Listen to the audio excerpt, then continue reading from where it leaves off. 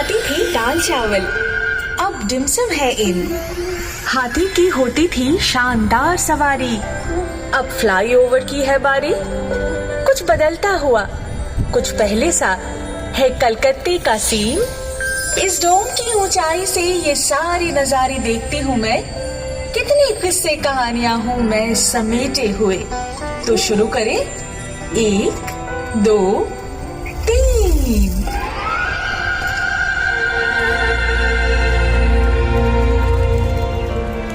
कभी बनता था पटचित्र मेरा, अब बनता है मीम।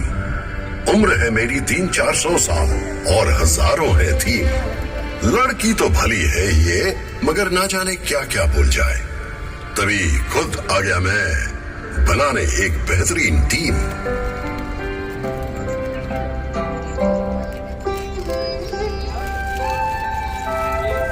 देवियों और सज्जनों, इनसे मिलिए। आप लोग जहां बैठे हैं, किसी समय ये यहाँ घूमा करते थे। जुरासिक पार्क से पार्क स्ट्रीट का सफर तो बहुत लंबा है। अगर वहां से शुरू करोगी तो मोबाइल फोन तक पहुंचते पहुंचते 52 एपिसोड का सीरियल बन जाएगा। क्यों ना हम ब्लैक एंड व्हाइट के जमाने से शुरू करें? तो फिर मैं वहां से शुरू करूं। 16 जनवरी 1941 की रात एक गाड़ी 38/2 एल्गिन रोड से तेजी से निकलती है और सीधा घुस जाती है बंगालियों के दिल और आत्मा में। नहीं, नेताजी सुभाष चंद्र बोस तो उससे बहुत पहले से कलकत्ते की आत्मा में बस चुके थे, जब वो 1930 में कलकत्ता के मेयर बने थे। यही नहीं, बतौर कांग्रेस प्रेसिडेंट वे पूरे भारत के दिल और दिमाग में बसते थे और ब्रिटिश सरकार की आंखों में धूल झोंक कर 3-4 बार भेस बदल कर बचना, ये तो पूरा थ्रिलर है। नेताजी के बाद ऐसा अमर सुपर हीरो कलकत्ते को फिर कभी नहीं मिला।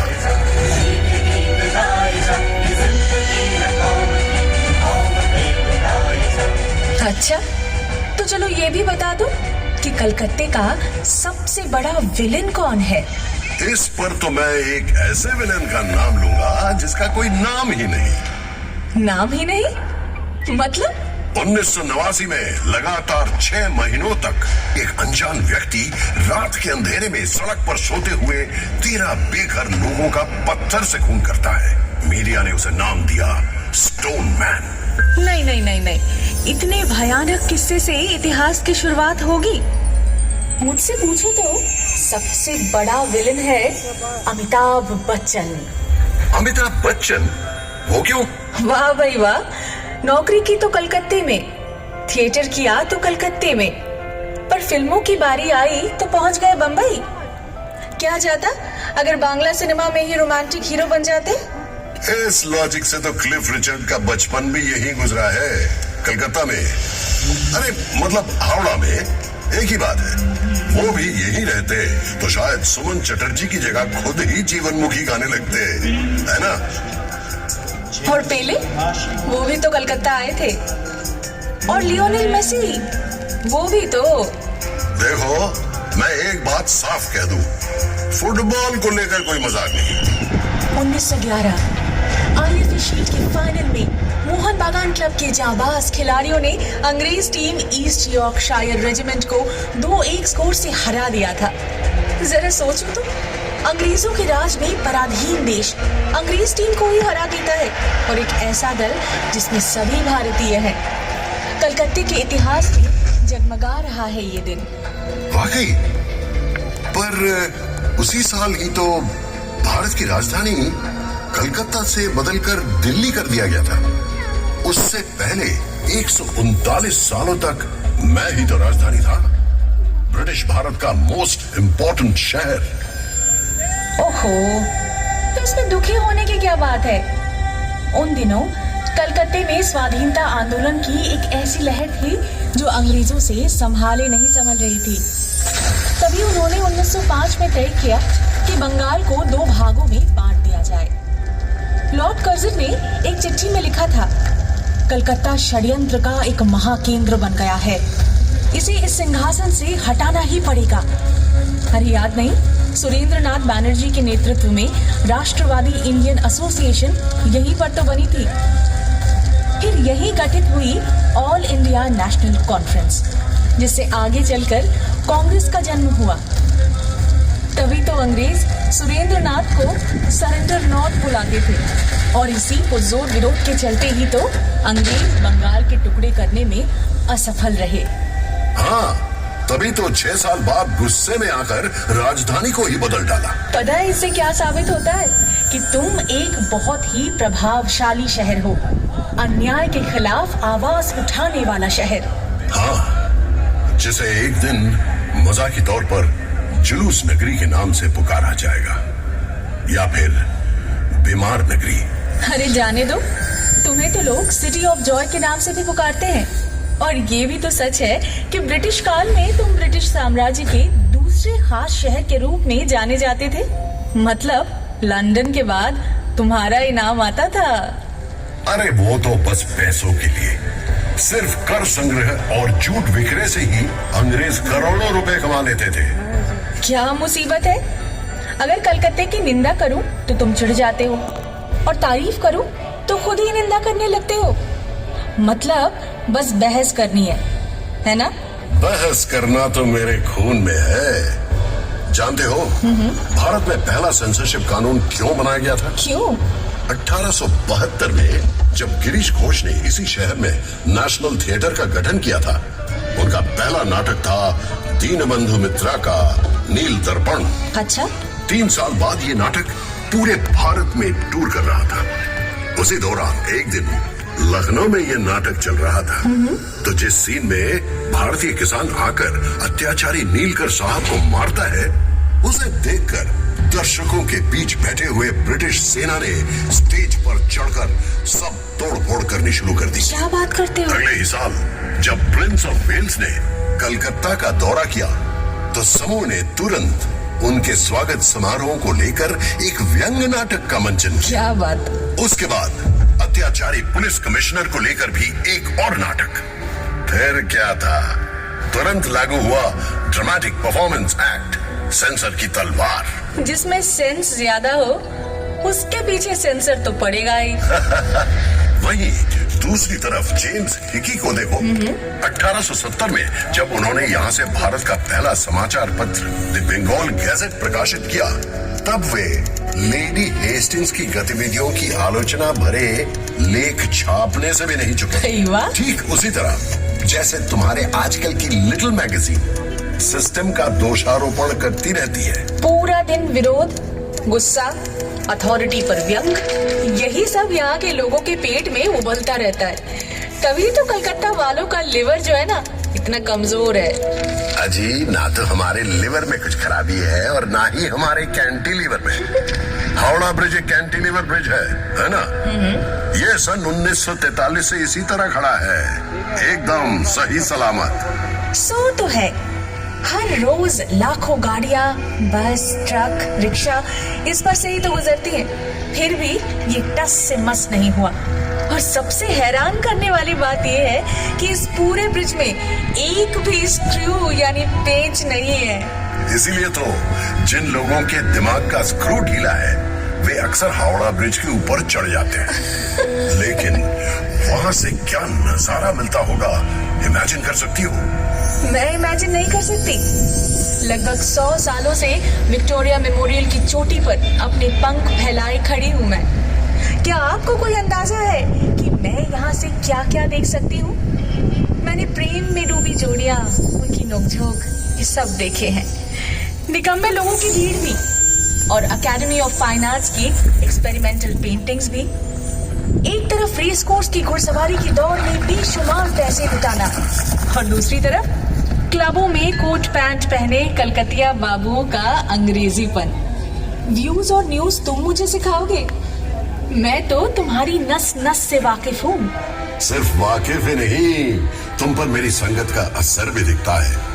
कभी तो हवा के झोंके से तुम तेजी से गोल गोल घूमने लगती हो, तो कभी गठिया के दर्द से तुम घूमना ही भूल जाती हो। और ये इमारत जिस पर तुम्हें इतना गर्व है, कभी तो इसे ताजमहल की नकल कहा जाता था। क्या बात करते हो? अरे हाँ, क्या इसे गाय के गोबर से काला नहीं किया गया था ताकि जापानी उस पर बमबारी न कर सकें?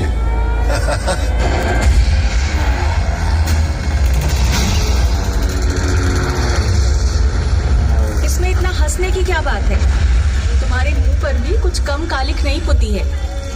उसी दूसरे विश्व युद्ध के दौरान जब सैकड़ों लोग तुम्हारी सड़कों पर भूखमरी से तड़प कर मर रहे थे, तब कहाँ थी तुम्हारी विरोधी प्रवृत्ति?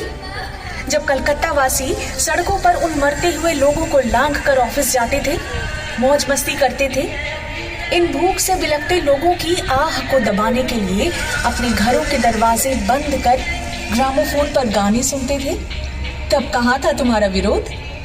देखो, मानता हूं कि जितना करना चाहिए था उतना तो खैर नहीं हो पाया, लेकिन ये भी सच है कि उस दौरान शहर की गली मोहल्ले में मुफ्त रसोई भी खोली गई थी, और वो भूखमरी तो सरकार, राजनीतिज्ञों और आला अफसरों द्वारा रचाई गई थी।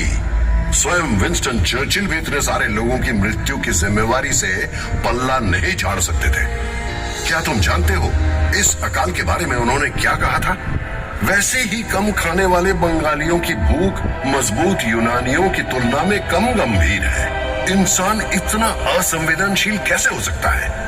ये भी मत भूलना, बिजोन भट्टाचार्य द्वारा रचित अद्भुत नाटक नौबान्नो इसी भूखमरी पर आधारित था, और इसका मंचन भी इसी शहर में किया गया था। ये तुमने बिल्कुल सही कहा। इसका श्रेय तो तुम्हें ही जाता है। 1942 में स्थापित इप्टा यानी इंडियन पीपल्स थिएटर एसोसिएशन वामपंथी कलाकारों का ही संगठन था, जिसने कलकत्ता को न जाने कितने अनमोल रत्न दिए।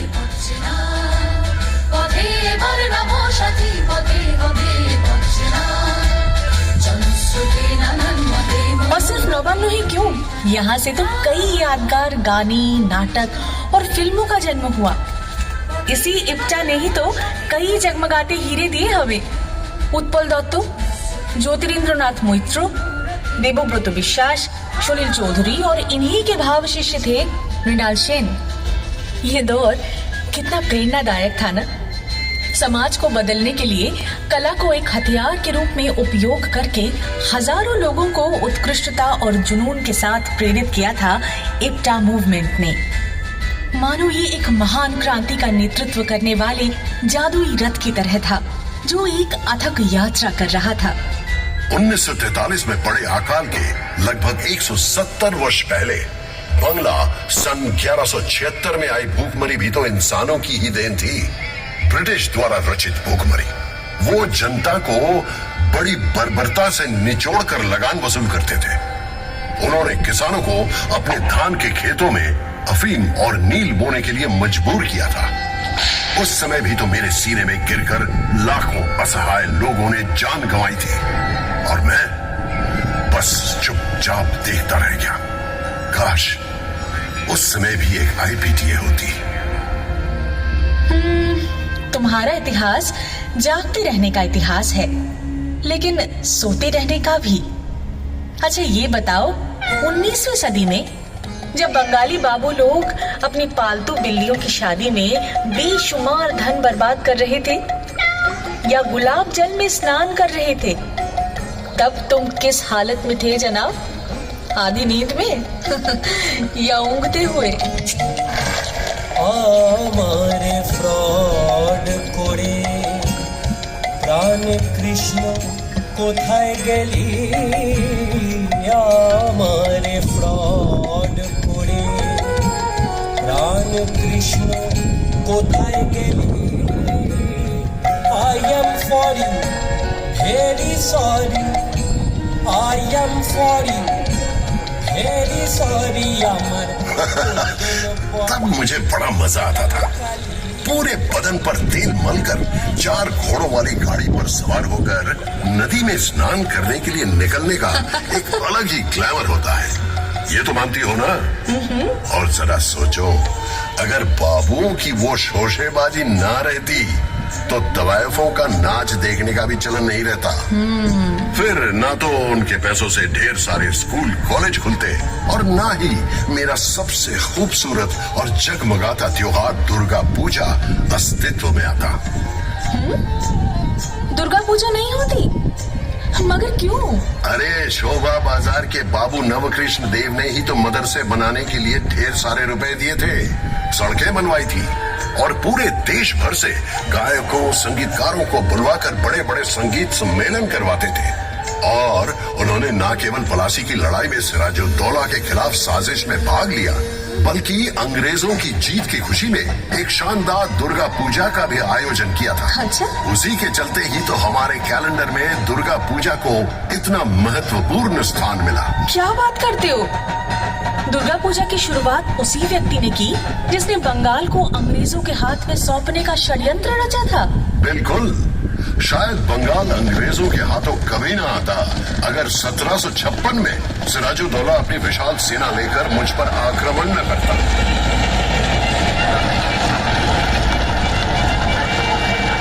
अगर वो ईस्ट इंडिया कंपनी की सेना की जमकर धुनाई ना करता तो अंग्रेज इतनी जल्दबाजी में एक नवाब के विरुद्ध जंग में कभी ना उतरते। जंग में तो वे जरूर उतरते, बस उनके प्रॉपर नाउन सब बदल जाते। और वैसे भी वो इस मुल्क पर कब्जा किए बिना कहाँ बैठे रहने वाले थे। 24 अगस्त 1690 को मूसलाधार बारिश के बीच कंपनी के एजेंट जॉब चार्नॉक ने जैसे ही अपनी नाव यहाँ बांधी, बस तभी से समय का पहिया घूमा और तुम्हारे इतिहास की शुरुआत हुई। यहाँ मैं तुमसे सहमत नहीं हूँ, एक नहीं दो पहलुओं से। चाणक्य के पहुंचने के बहुत पहले कवि कंकन मुकुंदराम ने मेरे विषय में लिखा था। उससे भी पहले 1495 में कवि विप्रदास पिपिलाई ने अपना मनसा मंगल काव्य में भी मेरा जिक्र किया था। अच्छा। सावर्ण राय चौधरी के परिवार अंग्रेजों के आने के पहले से ही कलकत्ता में जमींदार थे। भाई वाह। मेरे इतिहास की शुरुआत तो बहुत पहले से हुई थी, और ना ही तुम ये कह सकती हो कि चाणक्य के आगमन के साथ साथ चीजें भी बदतर हो गई। राम मोहन राय ने सतीदाह प्रथा बंद जरूर करवाई थी, लेकिन इतना बड़ा काम क्या वो अकेले कर सकते थे यदि लॉर्ड बेंटिंक उनकी सहायता ना करते? सो तो ठीक। क्या माइकल मधुसूदन दत्त बंगला काव्य का रुख बदल सकते अगर उन पर मिल्टन का प्रभाव ना पड़ता? क्या बंकिम चंद्र बंगला में पहला उपन्यास लिख पाते अगर उन्होंने वॉल्टर स्कॉट ना पढ़ा होता? बिल्कुल सही। क्या ईश्वर चंद्र विद्यासागर विधवा विवाह का प्रचलन शुरू कर पाते यदि उन्हें अंग्रेजों का सहयोग नहीं मिलता? कि क्या अनाप शनाप बोले जा रहे हो? तुम कैसे भूल गए कि शहीद खुदीराम बोस के पार्थिव शरीर पर फूलों की वर्षा करने के लिए हजारों लोगों ने तुम्हारी सड़कों पर लाइन लगाई थी। तुम्हारे राइटर्स बिल्डिंग के अत्याचारी ब्रिटिश अफसर को गोली मारने के बाद विनय बादल दिनेश ने आत्महत्या की थी। और हाँ, तुम्हारे एक प्रसिद्ध बैरिस्टर चित्तरंजन दास, वही जिनके कपड़े पेरिस से धुलकर आते थे, उन्होंने भी तो अपने सारे यूरोपियन कपड़ों को जलाकर खादी पहनना शुरू कर दिया था। और जिस व्यक्ति को उन्होंने अलीपुर बमबारी मामले में बाइज्जत बरी करवाया था, वो कोई और नहीं बल्कि poet of patriotism Arvind Ghosh थे। अरे तुम तो वो शहर हो जहाँ क्रांतिकारी संगठन अनुशीलन समिति का गठन हुआ था। भारतवासी একবার বিদায় দে মা ঘুরে আসি, একবার বিদায় দে মা ঘুরে আসি।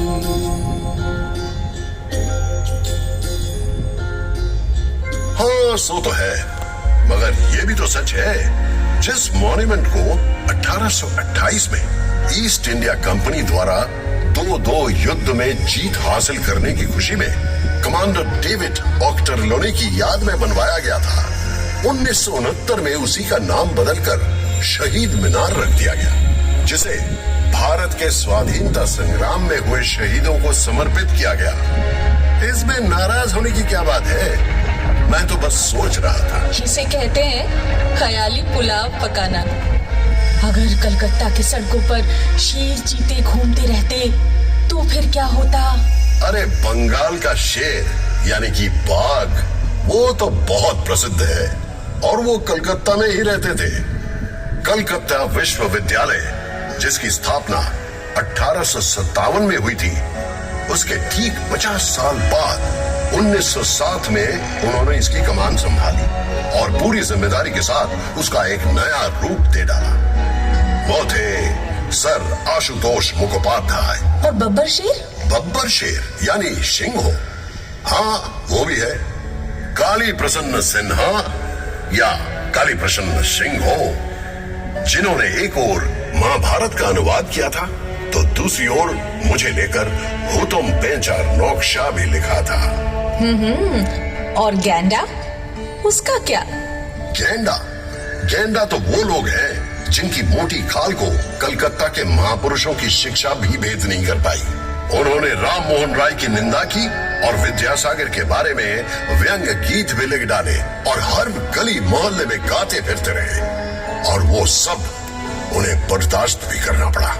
वास्तव में यही बातें दर्शाती हैं कि वे सब महापुरुष अपने समय से कितने आगे थे।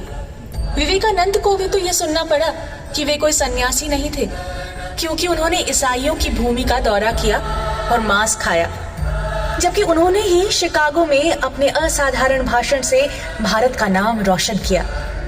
उनके गुरु श्री रामकृष्ण को भी तो सुनना पड़ा था कि वे अनपढ़ हैं, जबकि उन्होंने अपने सहज भाव तथा धर्म ज्ञान के प्रकाश से अनगिनत ज्ञानी और विद्वानों को एकत्रित कर लिया था।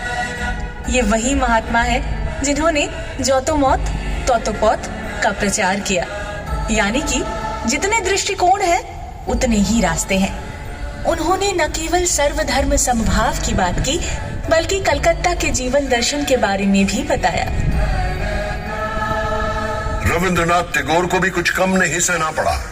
उन्हें तो ये भी कहा गया था कि उनकी सभी लेखनी अस्पष्ट है, और उन्होंने बिल्कुल बेतुके उद्देश्यों को लेकर शांति निकेतन की स्थापना की है। परंतु उनको मिले नोबेल पुरस्कार आज भी मेरी गौरव गाथा की पहली पंक्ति है।